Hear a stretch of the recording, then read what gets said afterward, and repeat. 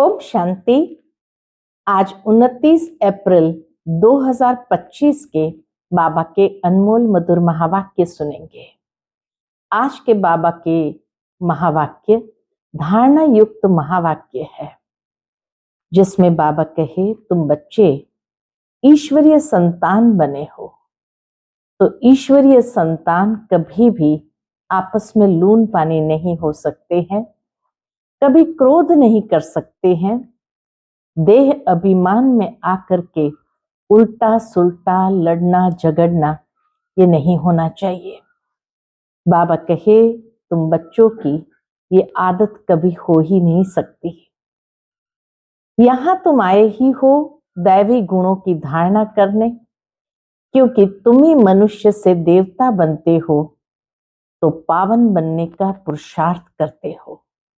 तो इसीलिए बाबा कहे रोज अपना चार्ट चेक करो कि कितना हम बाबा को याद करते हैं, देही अभिमानी होकर के रहते हैं और आपस में खीर खंड होकर के रहते हैं। तो सुनते हैं आज के बाबा के अनमोल मधुर महावाक्य। ओम शांति। मीठे बच्चे, यह तुम्हारा बहुत अमूल्य जन्म है। इसी जन्म में तुम्हें मनुष्य से देवता बनने के लिए पावन बनने का पुरुषार्थ करना है। आज की मुरली से प्रश्न है, ईश्वरीय संतान कहलाने वाले बच्चों की मुख्य धारणा क्या होगी? उत्तर है, वह आपस में बहुत बहुत खीरखंड होकर रहेंगे, कभी लून पानी नहीं होंगे। जो देह अभिमानी मनुष्य है वह उल्टा सुल्टा बोलते लड़ते झगड़ते हैं। तुम बच्चों में वह आदत नहीं हो सकती। यहां तुम्हें दैवी गुण धारण करने हैं। क्यों? क्योंकि कर्मातीत अवस्था को पाना है। ओम शांति। पहले पहले बाप बच्चों को कहते हैं देही अभिमानी भव। सबसे पहली शिक्षा ही है देही अभिमानी भव। अपने को आत्मा समझो। गीता आदि में भल क्या भी है, परंतु वह सभी है भक्ति मार्ग के शास्त्र। बाप कहते हैं मैं ज्ञान का सागर हूं, तुम बच्चों को ज्ञान सुनाता हूं। कौन सा ज्ञान सुनाते हैं? सृष्टि के अथवा ड्रामा के आदि मध्य अंत का नॉलेज सुनाते हैं। यह है पढ़ाई।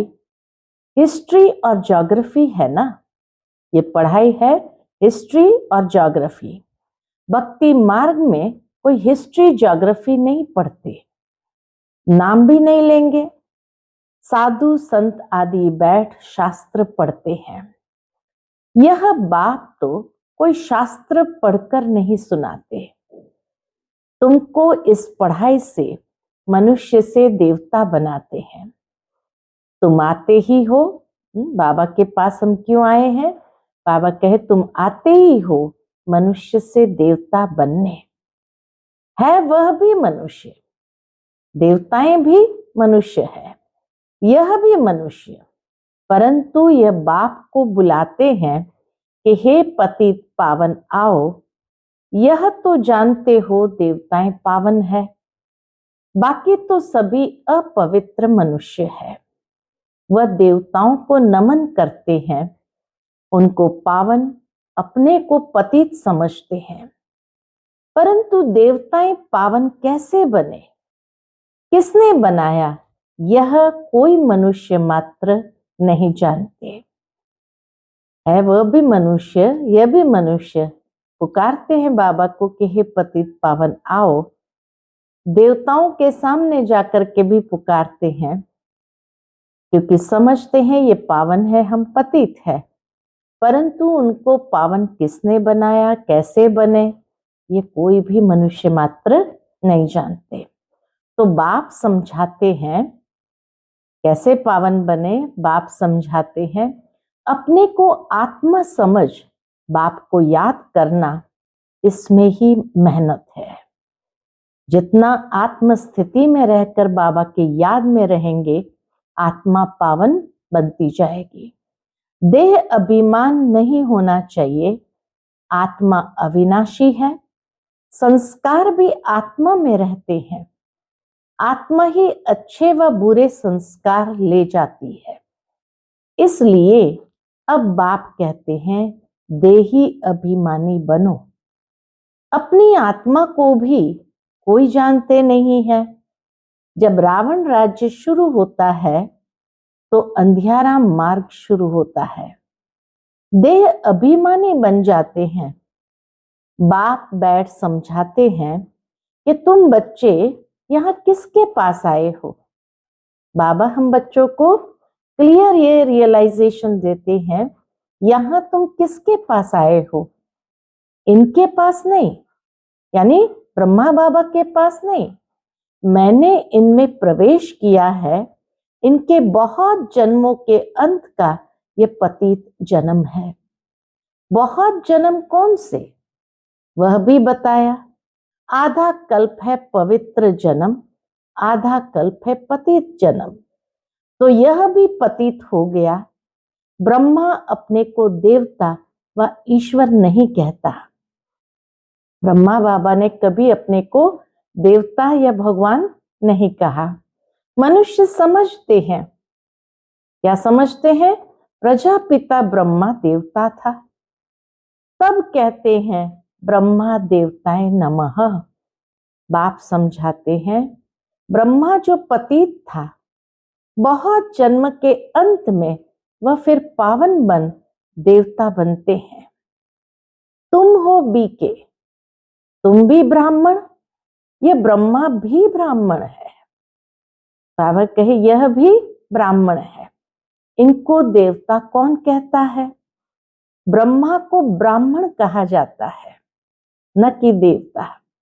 यह जब पवित्र बनते हैं तो भी ब्रह्मा को देवता नहीं कहेंगे, क्योंकि शरीर तो पतित तत्वों का बना हुआ है। जब तक विष्णु यानी लक्ष्मी नारायण न बने तब तक देवता नहीं कहेंगे। तुम ब्राह्मण ब्राह्मणियां हो, तुमको पहले पहले शूद्र से ब्राह्मण, ब्राह्मण से देवता बनाता हूं। यह तुम्हारा अमूल्य हीरे जैसा जन्म कहा जाता है। भल कर्म भोग तो होता ही है। तो अब बाप कहते हैं अपने को आत्म समझ मुझ बाप को याद करते रहो। ये प्रैक्टिस होगी तभी विकर्म विनाश होंगे। देहधारी समझा तो विकर्म विनाश नहीं होगा। ये भी बाबा ने स्पष्ट किया। आत्म समझना क्यों जरूरी है? क्योंकि देहधारी समझा तो विकर्म विनाश नहीं होगा, योग लगेगा ही नहीं। आत्मा ब्राह्मण नहीं है, शरीर साथ है, तभी ब्राह्मण फिर देवता वैश्य शूद्र बनते हैं। बाबा कहे शरीर साथ है तब ब्राह्मण फिर देवता क्षत्रिय वैश्य शूद्र बनते हैं। तो अब बाप को याद करने की मेहनत है। सहज योग भी है। बाप कहते हैं सहज ते सहज भी है। कोई कोई को फिर डिफिकल्ट भी बहुत भासता है। ये योग बहुत डिफिकल्ट भासता है। क्यों डिफिकल्ट किसको भासता है? बाबा के घड़ी घड़ी देह अभिमान में आकर बाप को भूल जाते हैं।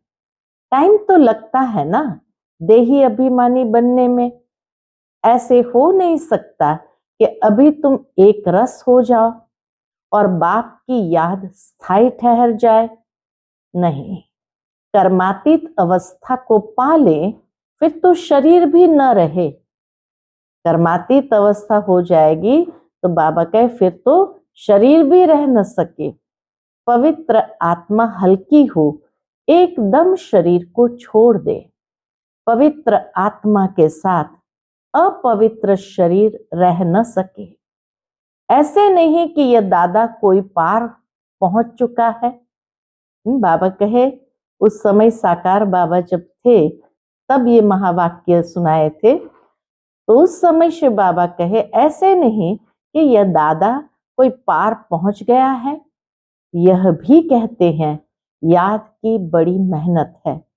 उस समय तो ब्रह्मा बाबा भी पुरुषार्थ करते थे, तो कहते थे याद में बड़ी मेहनत है। देह अभिमान में आने से उल्टा सुल्टा बोलना, लड़ना झगड़ना आदि चलता है। हम सब आत्माएं भाई भाई है, फिर आत्मा को कुछ नहीं होगा। देह अभिमान से ही रोला हुआ है। अब तुम बच्चों को देही अभिमानी बनना है। जैसे देवताएं खीरखंड है, ऐसे तुम्हें भी आपस में बहुत खीरखंड होकर रहना चाहिए। बाबा कहे जैसे देवताएं खीरखंड होकर रहते हैं, ऐसे तुम बच्चों को भी बहुत खीरखंड होकर रहना चाहिए। तुम्हें कभी लून पानी नहीं होना है। लून पानी माना नमक का पानी, तो लून पानी नहीं होना है। जो देह अभिमानी मनुष्य है वह उल्टा सुल्टा बोलते, लड़ते झगड़ते हैं। तुम बच्चों में वह आदत नहीं हो सकती। यहाँ तो तुमको देवता बनने के लिए दैवी गुण धारण करने हैं, कर्मातीत अवस्था को पाना है। जानते हो ये शरीर, यह दुनिया पुरानी तमो प्रधान है। पुरानी चीज से, पुराने संबंध से नफरत करनी पड़ती है। देह अभिमान की बातों को छोड़ क्या करो? बाबा कहे देह अभिमान की बातों को छोड़ अपने को आत्मा समझ बाप को याद करना है, तो पाप विनाश होंगे।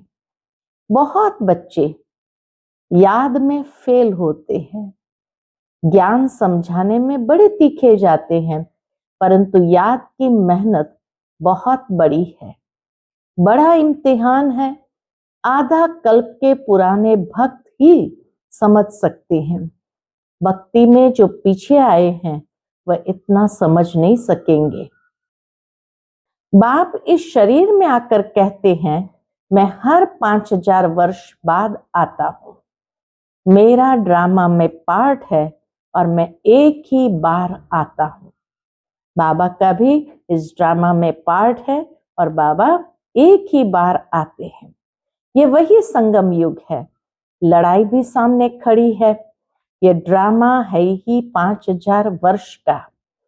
कलयुग की आयु अभी 40,000 वर्ष और हो तो पता नहीं क्या हो जाए। वह तो कहते हैं भल भगवान भी आ जाए तो भी हम शास्त्रों की राह नहीं छोड़ेंगे। कई मनुष्य ऐसे होते हैं, इतना शास्त्रों में विश्वास, गुरुओं में विश्वास, जो कहते हैं चाहे भगवान भी आ जाए तो भी हम ये नहीं छोड़ेंगे। यह भी पता नहीं है कि 40,000 वर्ष बाद कौन सा भगवान आएगा। ये भी पता नहीं है उनको, 40,000 वर्ष के बाद कौन सा भगवान आएगा। कोई समझते कृष्ण भगवान आएगा। थोड़ा ही आगे चल तुम्हारा नाम बाला होगा, परंतु वह अवस्था होनी चाहिए। आपस में बहुत बहुत प्रेम होना चाहिए। एक एक बात की बाबा धारणा बताते हैं कि देह अभिमान होने से लड़ना झगड़ना, लून पानी आदि होंगे, लेकिन जितना देही अभिमानी होंगे तो खीरखंड होंगे। फिर बहुत प्रेम होना चाहिए। तुम ईश्वरीय संतान हो ना, तुम खुदाई खिदमतगार गाए हुए हो। कहते हो हम बाबा के मददगार हैं। इस बात के लिए पतित भारत को पावन बनाने बाबा कल्प कल्प हम आत्म अभिमानी बन आपकी श्रीमत पर योग बल से अपने विकर्म विनाश करते हैं। जैसे आत्मा अंदर ही बाबा से प्रतिज्ञा करती है कि बाबा कल्प कल्प हम आत्म अभिमानी बन आपकी श्रीमत पर योग बल से अपने विकर्म विनाश करते हैं। योग बल है साइलेंस बल। जितना योग में रहते जाएंगे उतना साइलेंस बल अंदर में इकट्ठा होगा। साइलेंस बल और साइंस बल में रात दिन का फर्क है। आगे चलकर तुमको बहुत साक्षात्कार होते रहेंगे। शुरू में कितने बच्चों ने साक्षात्कार किए, पाठ बजाए, आज वह है नहीं, माया खा गई, उनको माया खा गई। योग में न रहने से माया खा जाती है, जबकि बच्चे जानते हैं भगवान हमको पढ़ाते हैं तो फिर कायदे से पढ़ना चाहिए, नहीं तो बहुत बहुत कम पद पाएंगे, सजाएं भी बहुत खाएंगे। गाते भी है ना, जन्म जन्मांतर का पापी हूं। वहां यानी सतयुग में तो रावण का राज्य ही नहीं, तो विकार का नाम भी कैसे हो सकता है। वहां जैसे विकारों की अविद्या है, वह है ही संपूर्ण निर्विकारी राज्य। वह राम राज्य, यह है रावण राज्य। इस समय सब तमो प्रधान है। हर एक बच्चे को अपनी स्थिति की जांच करनी चाहिए कि हम बाप की याद में कितना समय रह सकते हैं, दैवी गुण कहां तक धारण किए हैं। मुख्य बात अंदर देखना है, हमारे में कोई अवगुण तो नहीं है। चार्ट चेक करना है तो क्या क्या चेकिंग करनी है। मुख्य बात, हमारे अंदर कोई अवगुण तो नहीं है। हमारा खान पान कैसा है, सारे दिन में कोई फालतू बात या झूठ तो नहीं बोलते हैं। शरीर निर्वाह अर्थ भी झूठ आदि बोलना पड़ता है ना, फिर मनुष्य धर्माओं निकालते हैं तो पाप हल्का हो जाए। दान पुण्य करते हैं यही समझ करके कि इससे हमारे पाप धुल जाएंगे। अच्छा कर्म करते हैं तो उसका भी रिटर्न मिलता है। कोई ने हॉस्पिटल बनवाया तो अगले जन्म में अच्छी हेल्थ मिलेगी। कॉलेज बनवाया तो अच्छा पढ़ेंगे, परंतु पाप का प्रायश्चित क्या है? बाबा पूछते हैं, पाप का प्रायश्चित क्या है? अच्छे कर्मों का फल तो अच्छा मिलेगा ही अगले जन्म में, लेकिन पाप का प्रायश्चित क्या है? तो लोग क्या सोचते हैं, उसके लिए फिर गंगा स्नान करने जाते हैं। एक तो धर्माओं निकालते हैं, दूसरा गंगा स्नान करने जाते हैं। बाकी जो धन दान करते हैं तो उसका दूसरे जन्म में मिल जाता है, उसमें पाप कटने की बात नहीं रहती है। बहुत गुह्य बात बाबा ने समझाई कि ऐसे नहीं कि दान पुण्य करने से कोई पाप खत्म हो जाएंगे। जो दान पुण्य किया उसका अच्छा फल भी मिल जाएगा दूसरे जन्म में, लेकिन जो पाप किया है उसका हिसाब तो चुकतो करना ही पड़ेगा। वो बैलेंस नहीं होता है कि दान पुण्य करने से वो पाप खत्म हो जाएगा, ऐसे खत्म नहीं होता है। जिस तरह से मान लो मैंने किसी से 100 रुपया लिया उधारी पर, तो वो उधारी मुझे वापस चुकानी पड़ेगी, चाहे इंटरेस्ट सहित चुकानी पड़े। ये नहीं कि मैंने वो 100 रुपया दान कर दिया तो अभी तुमको देना नहीं है मुझे, क्योंकि मैंने अच्छे काम में ही लगाया ना। ऐसे कह करके मैं उस उधारी से छूट नहीं सकती हूं। वो व्यक्ति भी कहेगा, अरे दान करना होगा तो मैं करूंगा ना, तुम मेरा पैसा तो मुझे लौटाओ। ठीक इसी तरह ये कर्म फिलॉसफी है कि पाप करने से पाप की भोगना भी भोगनी पड़ेगी, और जो दान पुण्य किया उसका अच्छा फल भी मिलेगा। दोनों अलग अलग खाते हैं। ये नहीं कि दान पुण्य करने से पाप मिट जाएगा, नहीं, जो उधारी लिया है वो चुकाना पड़ेगा, बाकी जो अच्छे काम में लगाया उसका फल भी प्राप्त होता है। तो बहुत सूक्ष्म बात यहाँ बाबा ने हमें समझाई कि उसमें पाप कटने की बात नहीं रहती, वह होती है धन की लेन देन।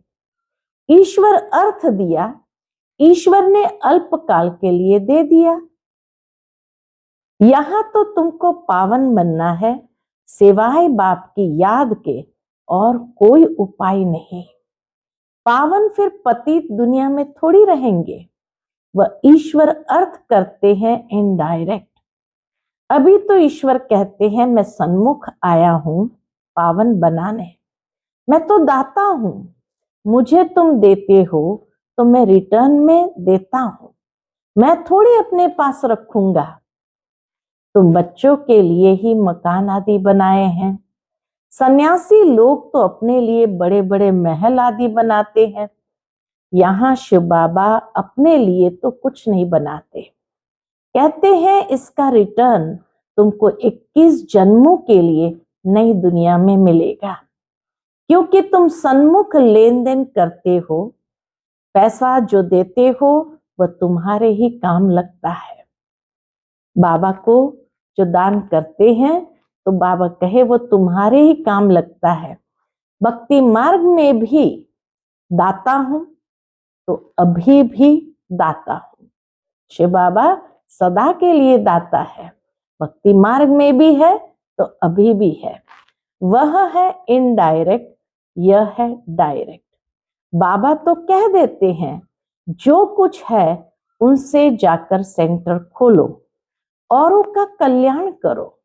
मैं भी तो सेंटर खोलता हूं ना, बच्चों का दिया हुआ है, बच्चों को ही मदद करता हूं, मैं थोड़ी अपने साथ पैसा ले जाता हूं। बाबा कहे मैं थोड़ी अपने साथ पैसा ले आता हूं या ले जाता हूं, मैं तो आकर इनमें प्रवेश करता हूं, इनके द्वारा कर्तव्य कराता हूं।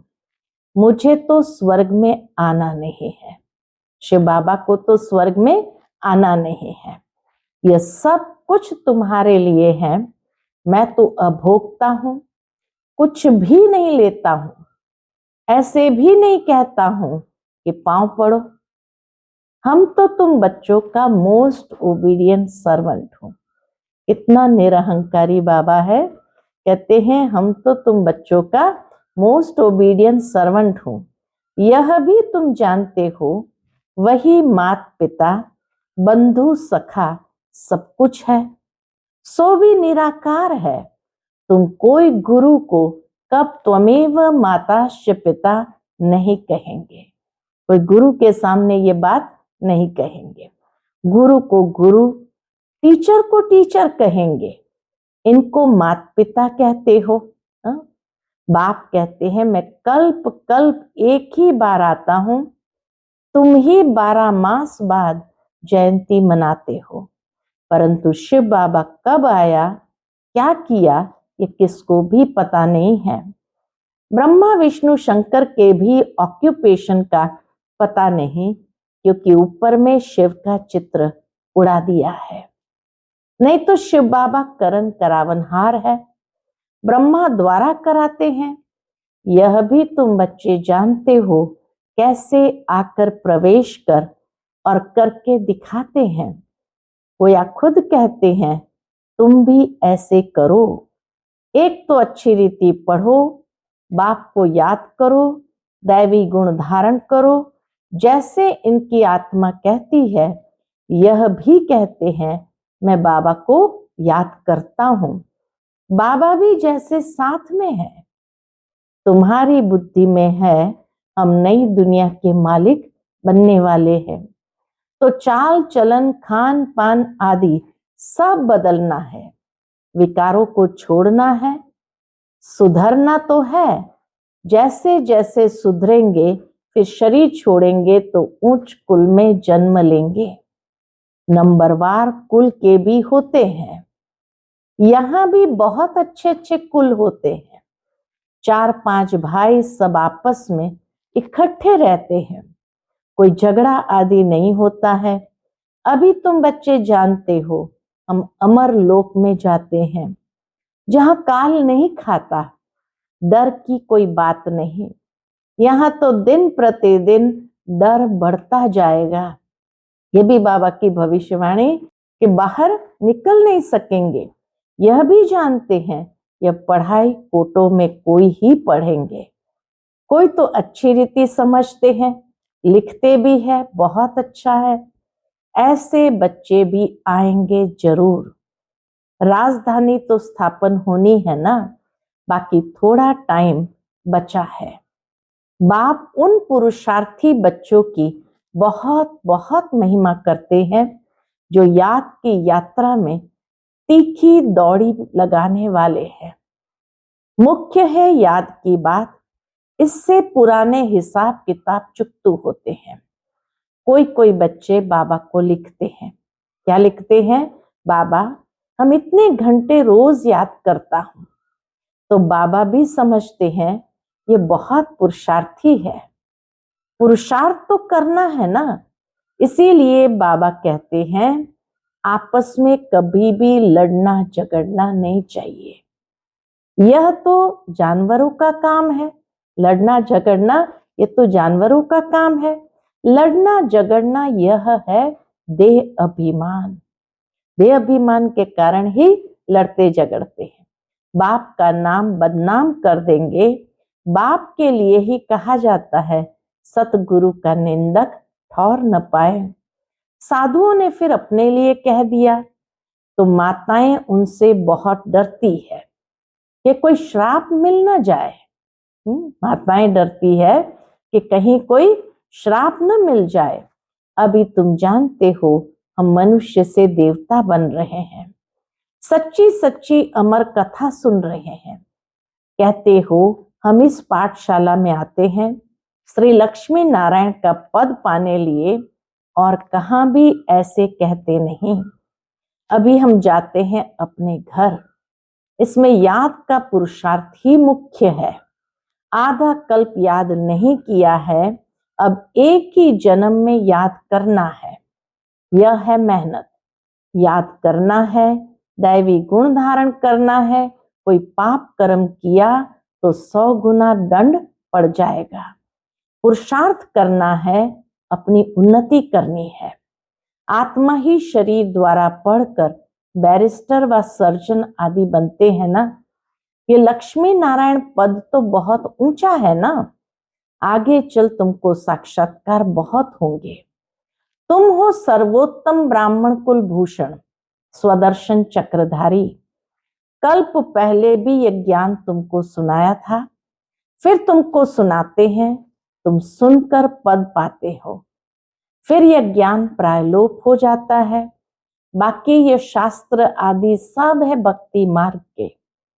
अच्छा, मीठे मीठे सिकिलते बच्चों प्रति माता पिता बाप दादा का याद प्यार और गुड मॉर्निंग। रूहानी बाप की रूहानी बच्चों को नमस्ते। रूहानी बच्चों की रूहानी माता पिता बाप दादा को याद प्यार, गुड मॉर्निंग और नमस्ते नमस्ते।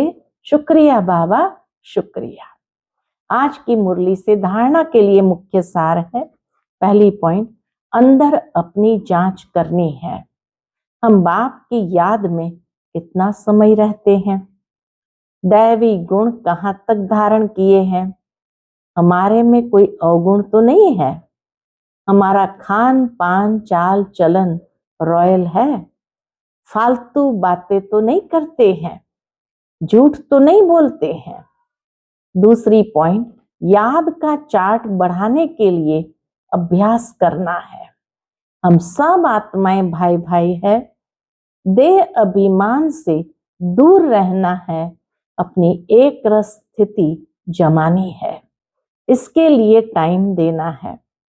आज का बाप दादा का मधुर वरदान हम बच्चों के प्रति है।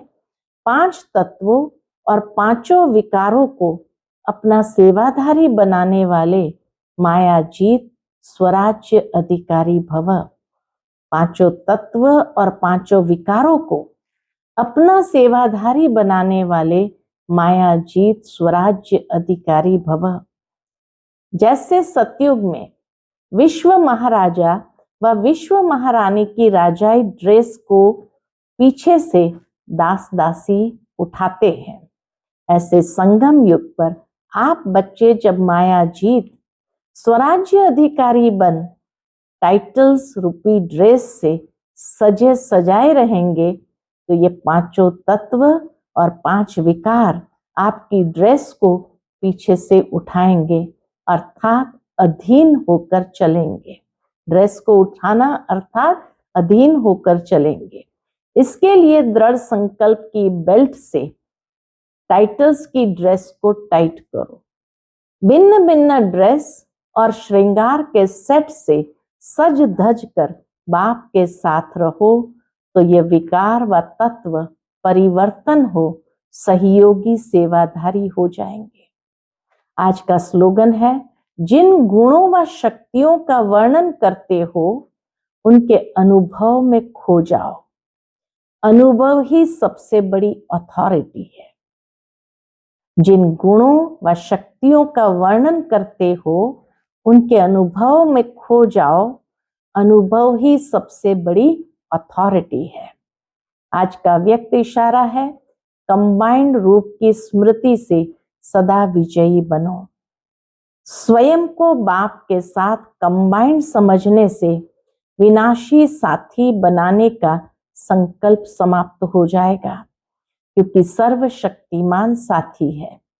जैसे सूर्य के आगे अंधकार ठहर नहीं सकता, वैसे सर्वशक्तिमान के आगे माया का कोई भी व्यर्थ संकल्प भी ठहर नहीं सकता।